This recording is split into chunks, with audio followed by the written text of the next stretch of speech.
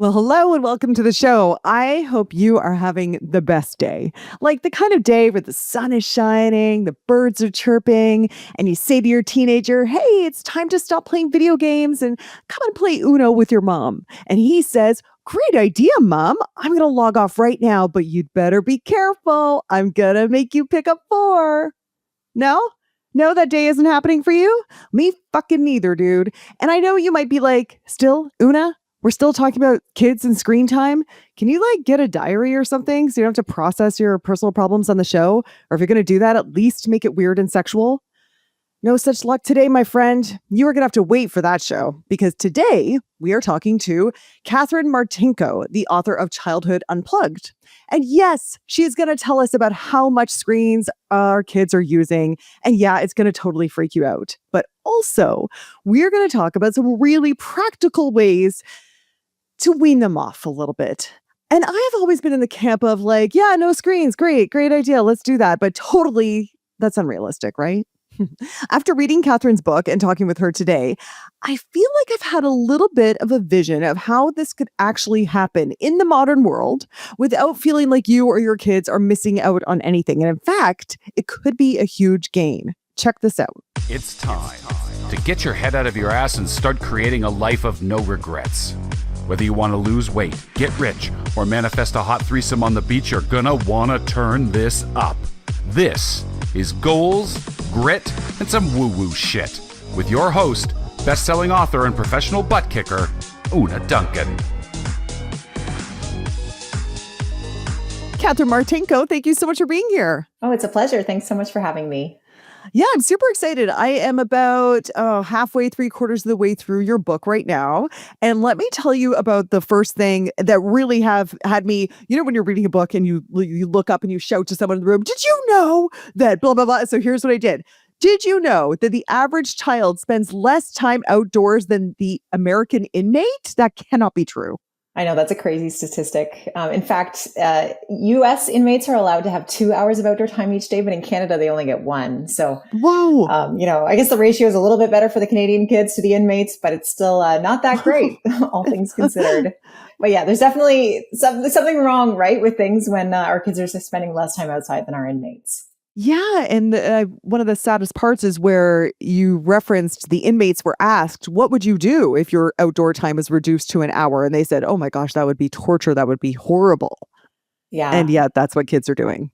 Yeah. And the sad thing, I think, is that a lot of kids don't even realize that it's torture and that it's horrible because they haven't even had that experience of growing up playing outside freely and independently with kids of mixed ages, doing all kinds of physical activity and interesting creative things. They don't even know what they're missing. And I think that that's really, really sad.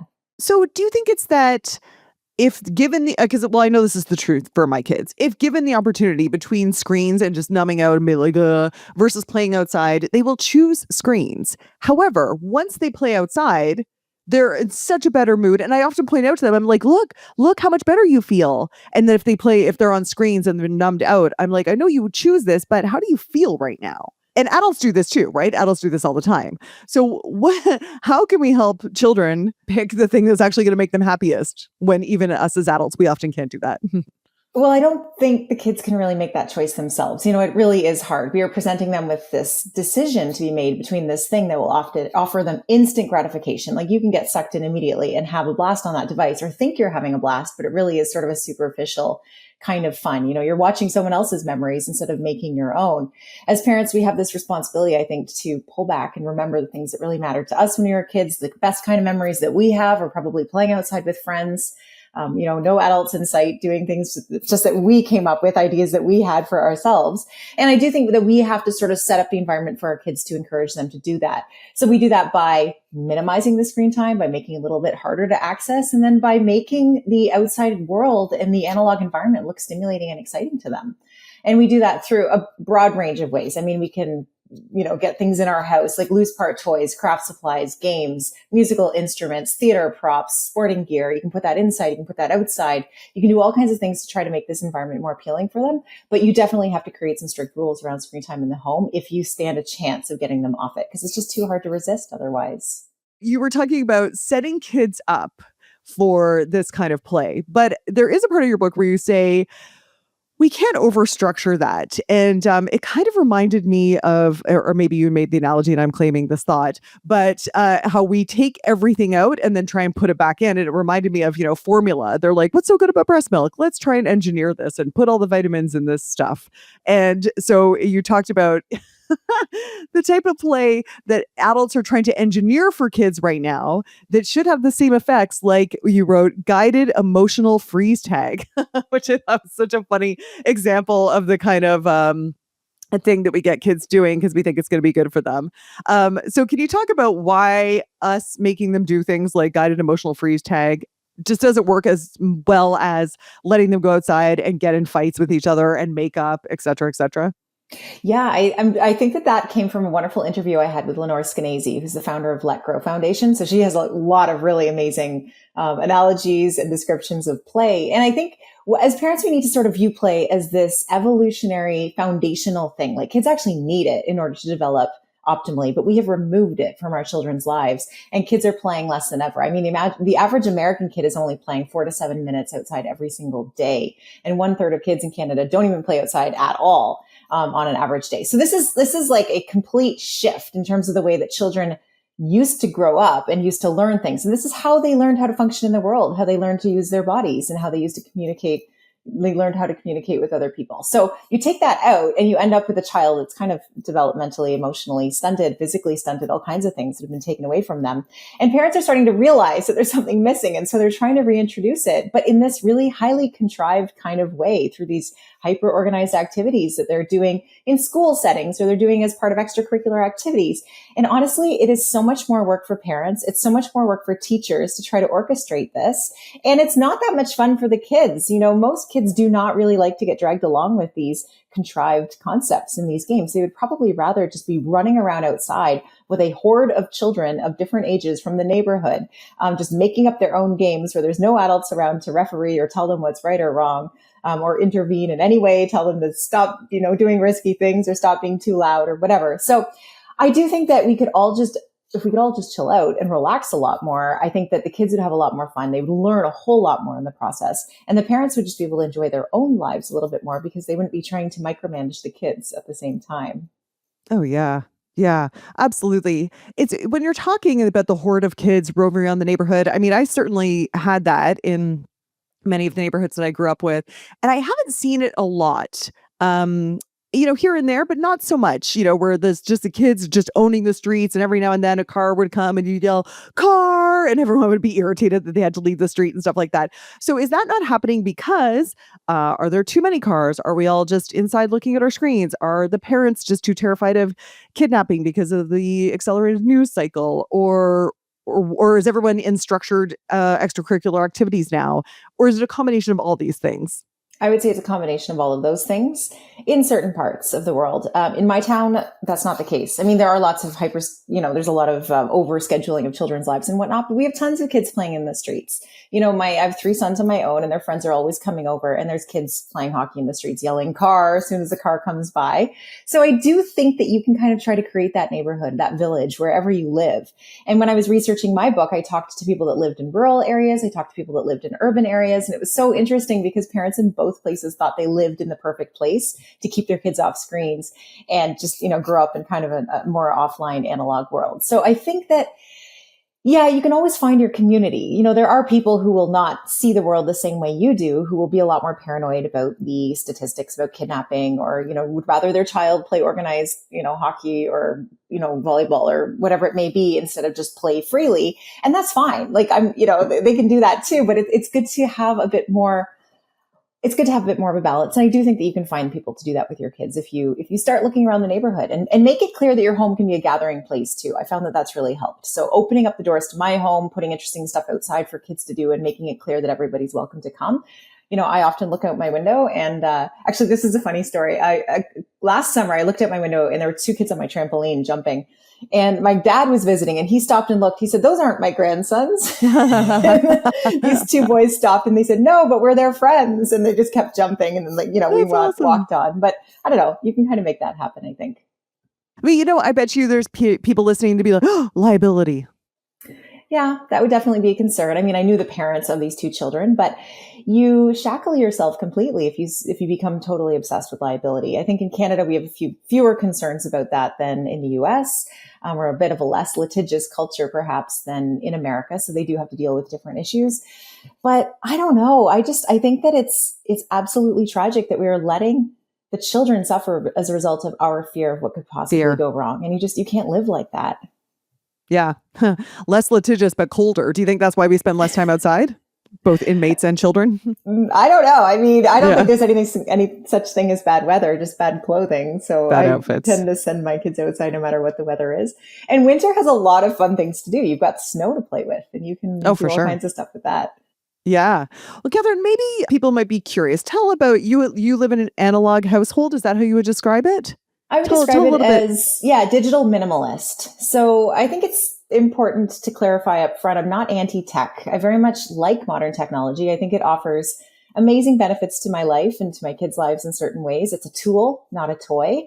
And I think that we need to learn how to use it with respect and not just let it take over every aspect of our lives. So I see a lot of people just sort of handing over their entire lives to these devices and racking up extraordinary daily screen time averages. And that troubles me. But I don't want to return to living in a world where this doesn't exist. I mean, look at what technology is allowing us to do right now. That's right. Yeah. So my three sons are 10, 13, and 15. So my oldest is just finishing up grade 10 here in Ontario in the public system. He doesn't have a phone yet. None of them have phones yet. They don't have tablets. We don't have a TV in our house.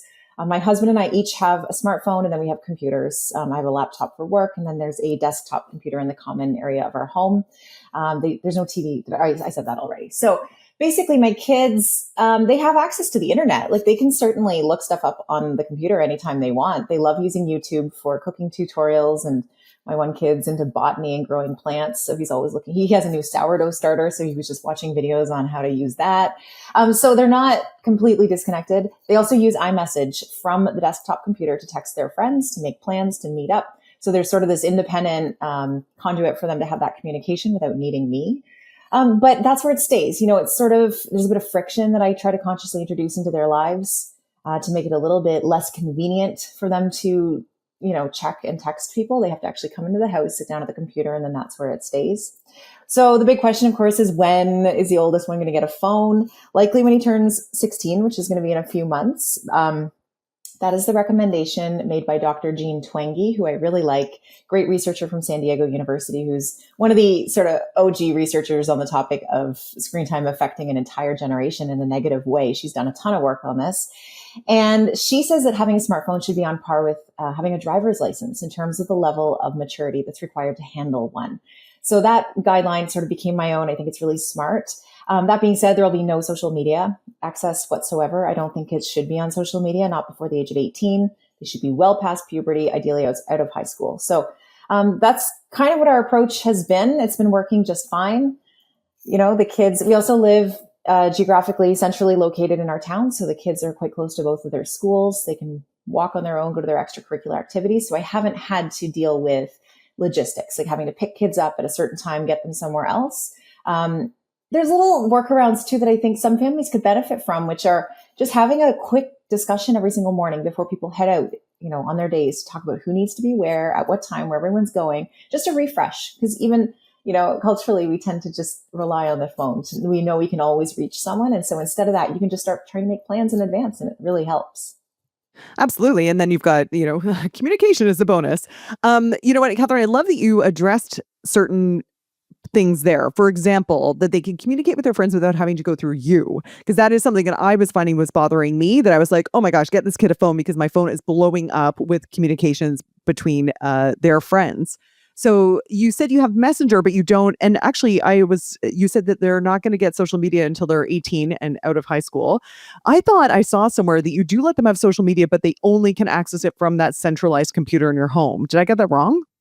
Half wrong. So correct. My kids do not have social media, but many parents, so I'd offer advice to various parents at various stages of wherever they are. And so I have spoken to parents who say that they do that. So they will let their child have social media, but only access it from a desktop computer. So again, introducing that little bit of friction. Some parents that don't want to pull their teens off social media will just say that you could post a 24-hour story only, let's say on Instagram. They're not allowed to post anything on their grid, nothing permanent that sort of just like remains there. Or you have to have a passive role on social media. So you can observe what other people are posting, but you are not allowed to interact with it, comment on it, like it. So you're a lot more passive. I mean, you're still opening yourself up to all of the, the self-esteem issues and the judgment and the FOMO that comes with being on those platforms, but you're not opening yourself up for judgment and criticism by the broader world. So those are just little workarounds that other families have used, I believe, quite successfully. Great. I'm loving these distinctions. The other thing you said, to get a recipe, because it's every time I've been like, right, that's enough phone time for me. Gonna put my phone away. And then I go and I'm like, oh, crap, I can't make dinner without my phone. It's just it keeps, or I don't know how to get to this place I'm supposed to go without my phone. And so I like that you're like, no, we can still use the phones or technology, but in a very contained way. You don't need that on your phone. You don't need it in your pocket. Mm-hmm. And it is different for adults. The rules don't have to be the same. We do have fully developed prefrontal cortexes. We've had a chance to sort of establish this baseline understanding that an offline analog life is a good one. We know how to have relationships with people. Maybe we need to practice it a little bit more than we do normally these days. But the issue really is with kids who have not had the chance to develop these baseline understandings. They are still developing. They're still learning. Their brains are growing. And childhood is this really critical period of development where we should not be handing over all of those hours to the screens to let them raise our children. And so we kind of have to claw that back.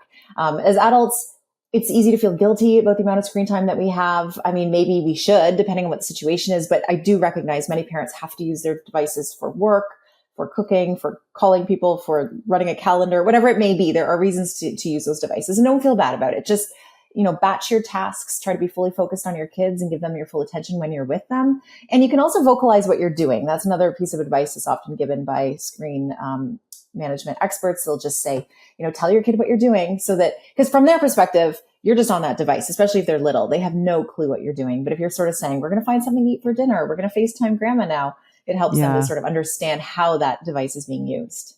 I love that. We had Emily Churkin on the show, the screen time consultant, and she talked about that, saying, right now, this is what I'm doing on my phone. So it doesn't look like you just disappear away from your child. Mm-hmm. You mentioned earlier about how we don't want to just give these devices to the kids and have them raise the kids. And one other thing that had me kind of pop up from your book and go, oh my gosh, you said kids can attach to screens. I think you're talking about babies, like a baby duckling will attach to a goose or whatever. Mm. Yeah. Can you tell us more about that? Well, there's been some really interesting research coming out lately on emotional regulation and just how if a kid, as soon as they feel upset or as soon as they feel kind of sad, lonely, if they're always handed a tablet, then they learn to rely on that thing to calm themselves down. And that is unnatural. That's not what a child is supposed to rely on. Also, you're creating a dependency that is going to be ongoing. And there was a study last year, a Canadian study, I think it was out of Montreal, that found that it can lead to greater anger issues down the road because, if you don't learn emotional regulation now, it just gets harder and harder to do that. And you're going to be a lot angry and a lot less stable down the road. So children usually rely on their parents for that. They look to their mothers, they look to their fathers to see how they should be responding to a situation. And, they pick up our cues. And, if we're just relying on that device to do that training for us, although it's not training, it's really just sort of masking it. We're really stunting their development in yet another way. You talked about sort of anger issues there, but you also at another point in your book said you should not do a mood disorder diagnosis until the child has had an electronics fast. Can you tell us more about that? Yeah, that was super interesting research from Dr. Victoria Dunkley. She's a psychiatrist in Los Angeles who works with kids who are suffering from emotional dysregulation. And she was the one who revealed this piece of information that it's really stuck with me. She doesn't think that you should diagnose a child with anything, any kind of behavioral disorder, any kind of attention deficit disorder, anything until they've had a minimum of 4 weeks screen free, like a complete electronics fast, like anything. And she believes that it can cure the vast majority of kids' issues. It's wreaking havoc in a lot of their systems. Now, some kids can handle it. Some kids really are not being as negatively affected as others, but there's a vast swath of children. I can't name the percentage right now, though, that are severely dysregulated by this. And I think about that often. I'll give you one little example of a friend of mine whose son was really suffering greatly from his tablet addiction. And, it was just this back and forth constantly about, you can't have the tablet. The father would confiscate it, then he'd give it back. And then the child would start using it and he'd turn into this little monster that the father just didn't like. Like he could actually see this transformation happening. And they ended up smashing the tablet together. They took it out to the backyard with a hammer, and the little boy participated in the tablet's destruction, which was quite dramatic, I guess, in the moment. But since then, he's never asked for the tablet back. This was 7 months ago or something. And his behavior has just improved so much since then. And the father's so relieved that he took this drastic step. So sometimes it can help, it can really help to get the kid off of it and back into the real world. Also, they're always being hyper stimulated neurologically by access to these screens. And so, yeah, you want them to just come back down to establish this more natural baseline, and then they'll start feeling more excited by the real world. They won't rely on the flashy, fast moving, loud videos to make them feel engaged. Okay, what about someone who would respond to that? Okay, if you want my kid to do what did you say, 4-week fast off of tech before we give them a diagnosis, then you are giving them a diagnosis in an environment that is not realistic to their everyday life or to everyday life. What would you say to that? Would you say, well, make it realistic, or? I mean, that's a kid that clearly can't handle screens. And what are you going to do? Like medicate them because you don't want to take them off of tablets or take the TV out of your house? I think there are some pretty big philosophical questions that need to be asked there about the approach that you have to parenting. You might need to drastically cut them down, just like cut down access. We don't need these things in our kids' lives. Like they don't come out of the womb carrying smartphones and tablets in their hands. Like these are conscious choices being made by parents to buy them and to introduce them into our kids' lives because we think it's going to make our life easier. And, I think that's something we really need to think about. Parenting without screens is really tough, especially in a world that's just saturated with them. But I think that parenting with them is even harder. I think that we open cans of worms. We're just creating a lot more difficulties for ourselves when we introduce it to our kids' lives. So my kids have done just fine without tablets in their life. Never bought one, never owned one. I don't even know how they work, to be honest. I've never owned a TV ever. Grew up without a TV. I've never bought one. I don't even know how to use one. Sometimes I'll turn one on in a hotel room and I'm not quite sure what to do. But we're doing okay. They're doing okay. They're not growing up under a rock. They're very tech savvy. They have, access to computers at school. They can use my iPhone when they need to look stuff up or text someone. So, I don't know. I think that I'd have to think this through, but like, if the world is harmful to your child, do you just accept that and say like, this is how it is for my kid? Or do you try to change the environment for your child instead of just giving them a medication and a diagnosis that's going to potentially be a real burden to them for the rest of their life? I don't know. I guess that's up to the parent. Well, I wonder, there's a lot of parents, like you said, raising a kid without tech is hard. And you said raising a kid with tech is also hard. I guess it's choose your hard. Do you want to choose the hard of trying to wean them off something, or to constantly be enforcing these boundaries? This is exhausting. Or to choose to not have that. And then you don't ever have the relief of being like, oh my gosh, I just need to get some work done. Please just go watch Teletubbies or whatever the new show is that people are watching.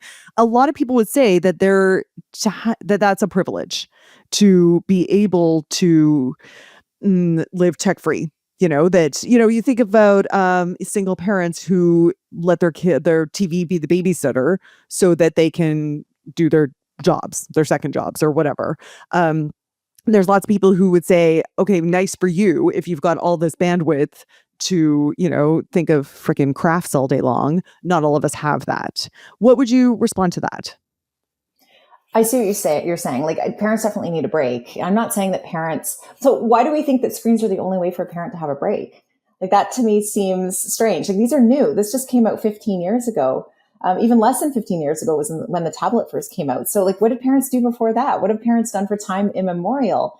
And by all means, have a break. But I think what parents are doing is they are intensive parenting right now. They feel like they have to do every single thing for their child, and then they burn out, and then they need to hand over a tablet because they just can't take it anymore. So I think that there's so many other ways. When my kids are driving me nuts, I send them outside. I think that the outdoors is vastly underestimated as a tool for parents to just keep them occupied. Having additional children really helps. Like, if you can have siblings for your kids and they have built-in playmates, and I know that that's not possible necessarily for everyone, but it goes a long way. Like, it's a lot more work up front, but I've got 3, there's always 2 of them playing. And when they get sick of one, they switch to the other, and it just works out really well. you can, again, like if you make your environment interesting, there's stuff for the kids to do. You don't have to participate in. I don't actually play with my kids. This was a very controversial article I wrote on my Substack last summer about how I have a very sort of hands-off approach with my kids. I'm a lot more free range than a lot of parents are. And I would encourage that too, to be part of this process. Like if you're going to take away screens, you also have to give the kids more independence. So you have to, because you cannot be monitoring them every minute of the day, and you will drive yourself absolutely crazy in the process. So step back, start letting them go to the park on their own, start letting them go outside on their own. You train those independent skills. You don't just throw them off the deep end and hope that they know how to swim. You do have to practice that. But I will often send my kids to the store. They'll go do errands.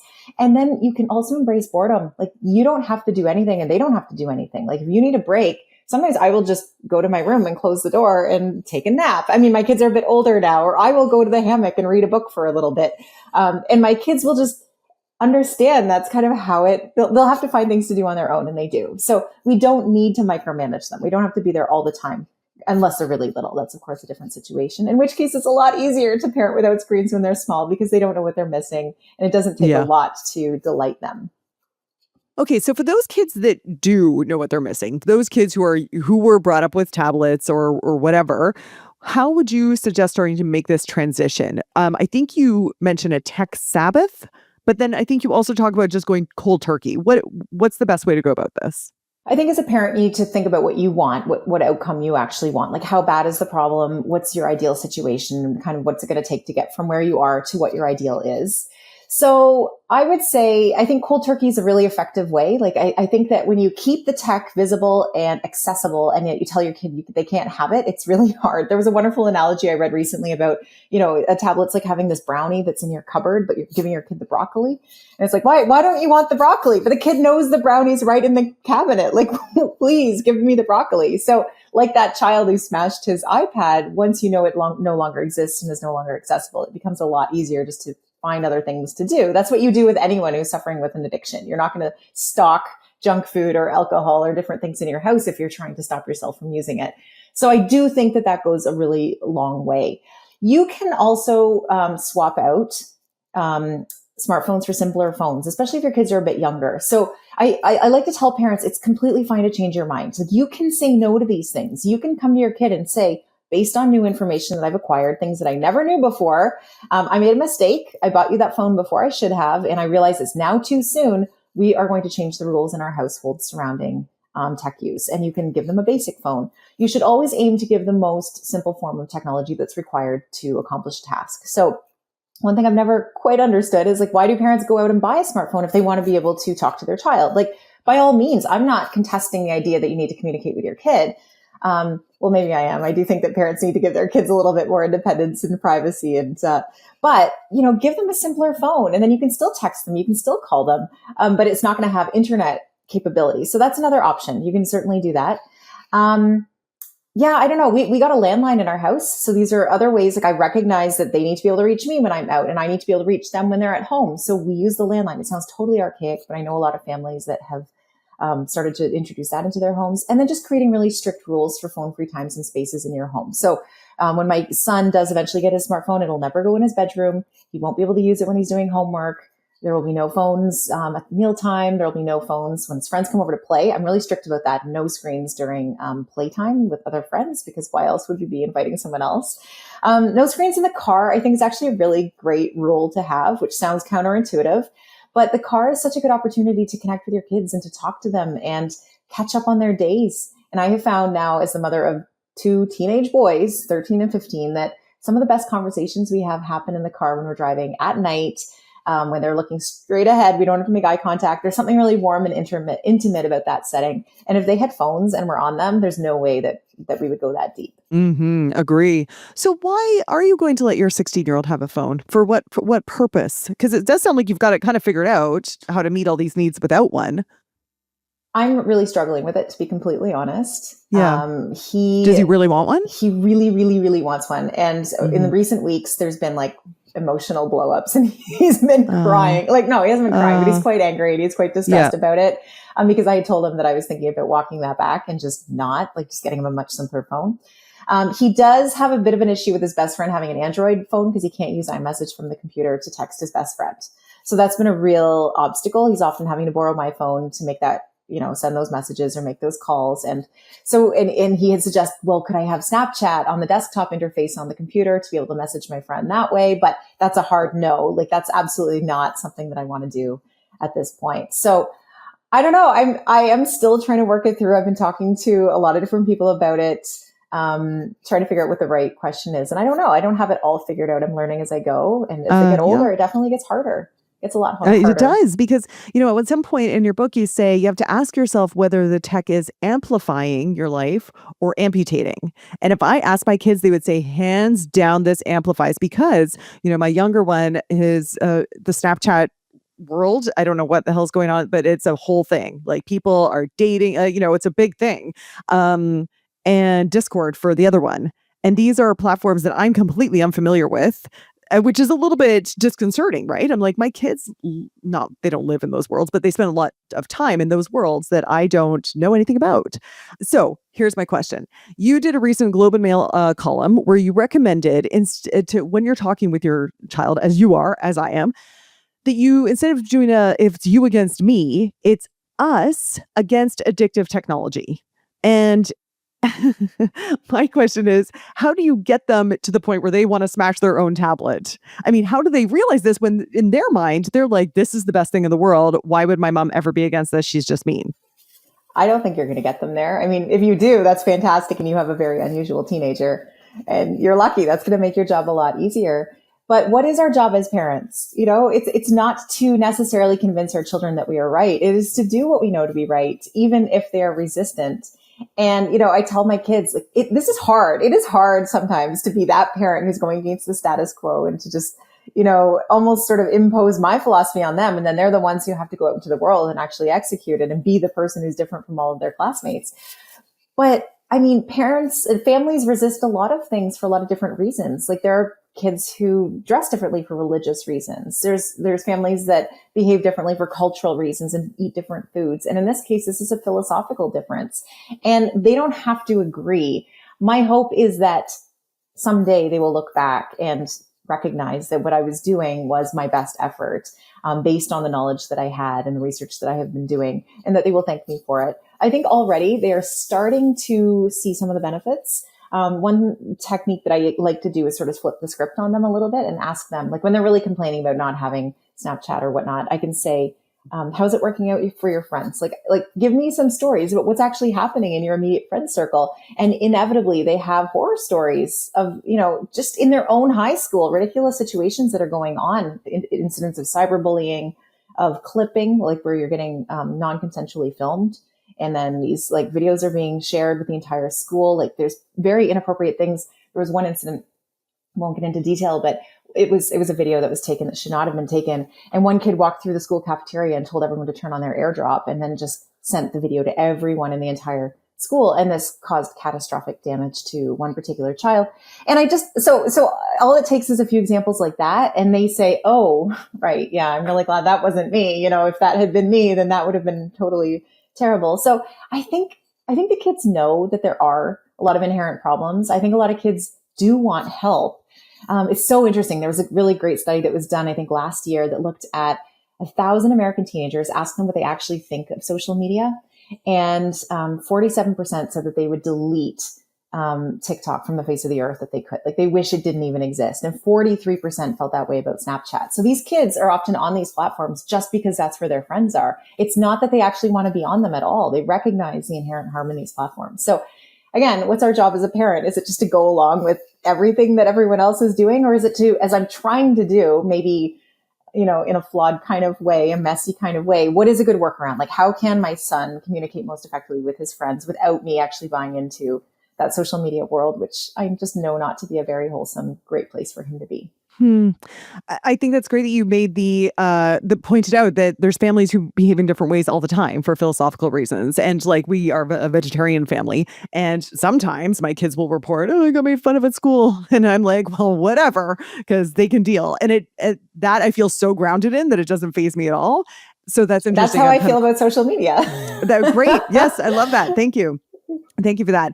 Although at one point in your book, you said that studies show that there is not actually a reduction in your happiness unless you are spending over 2 hours a day on the screen. This is interesting because when you look at the daily screen time averages, they are way, way, way past that point. Like almost no It's one like is spending, 7, right? Yeah. So with tweens, ages 8 to 12, it's 5.5 hours a day. And for teenagers, it's 8 hours and 40 minutes. So close to 9. And that is entertainment based screen time only. So that's not counting any screen time that they're using in school, in class. And most of them are on their devices all day in school now. I don't know what it's like where you are, but No, it is true. Yep. the kids have Chromebooks or they have laptops issued as soon as they start high school here, and they're on them all the time. And so really like to have it, because that 2 hour total, I do recall that now. Sorry, it's sort of coming back to me, but that is supposed to be the absolute total of all screen time. So when you consider that, like there's no way that you can attain that if there's any technology whatsoever present during the school day.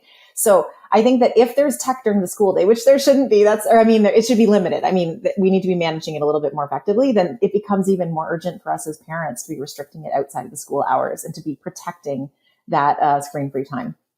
So I had one person who came on the show, and they were arguing actually that people are exaggerating. The screen's not so bad. They said in every culture, you always see children whose play mimics adults, and that play is in preparation for what their adult life is going to be. And in our society, for good or bad, they look at the adults, are like, what are the adults doing? Oh, they're working on computers, and that's my play. And so that's a bit grim. But what would you say to the very practical? These are actually the skills that teenagers are going to need as they get older. And even you and I mean, we both write, which you would think is an analog job, right? If there is any left, that's a fairly analog job. But when I went to get my first book published, the number one question publishers asked is, how many followers do you have on social media? Is this thing going to sell? So then it's really hard to say to kids, you don't need to be on social. You don't need screens. What would you say to that? One question for you. How did you start writing though? Because did you start, if it's like me, I started as a child without much going on. I was kind of bored. I was sitting in my bedroom and I would start journaling and I would start writing stories. And that was a very analog, very physical experience. Absolutely. Little Orphan Annie, Diary with a Lock. And probably reading a lot of books because we didn't really have much else going on. And then I wanted to be a writer because I really admired these writers whose books I was reading and wanted to have one published on a shelf and on a library shelf. Yeah. So I think that we are very fortunate right now that we as parents are sort of sitting in this really unique time in history where we had that analog offline childhood and we had the opportunity to develop all kinds of creative, artistic interests, which we have now developed further with the aid of modern technology. And I think that that's fantastic. But the kids still need a chance to grow up in that way. Like, I do not think that they need to be trained in this technology from a young age in order to be adept at it later, because first of all, it's evolving so fast. It's not going to look anything like it does when they enter the workforce as it does right now. So it's kind of silly to be trying to train them in a form of a software or some program that's not even going to exist, in 5, 10, 15 years. It's also right. That's like saying that our Donkey Kong skills from 1983 are really benefiting us in ChatGPT today. Oh, absolutely. And it's also designed to be intuitive. This technology is designed to be picked up by the simplest of human beings that you do not need to train intensively for years to be able to do these things. You and I, look what we're doing right now. We did not start doing this in grade 2, learning how to podcast or, learning how to run Substack newsletters and whatnot. Sure. I think that we should be really focusing on the skills that never go out of date for our children, the ones that just never expire. And I don't know. I think that is critical thinking. That's analytical thinking. That's, the ability to communicate face to face. And I think the kids that are going to be most successful in the world are the ones who are going to have the human skills. They're going to have the skills that set them apart from the machines. And when I see everyone running in one direction, in the direction of AI, I can't help but think that's probably a sign that we should be doing something a little bit differently. And just think about the quality of childhood too, that you want your child to have. We talk so much about the primary harms of excessive screen time. So those are most of the things that we're familiar with, just the sedentariness and the myopia rates and the, increased weight gain and the cyberbullying and the exposure to overly mature content, all of that, fragmented sleep, inability to focus. And then there's these secondary harms, which are almost more important, I think, which is the opportunity cost. It's just everything that the kids aren't doing because they're on the screens. And I think that free play, a lot of sleep, a lot of great interactions. You need to spend hundreds of hours with a person in order to become a truly good friend. And yet the connections they're making online are always very shallow, just by virtue of how they're constructed, unfortunately, much as we'd like to have it be different.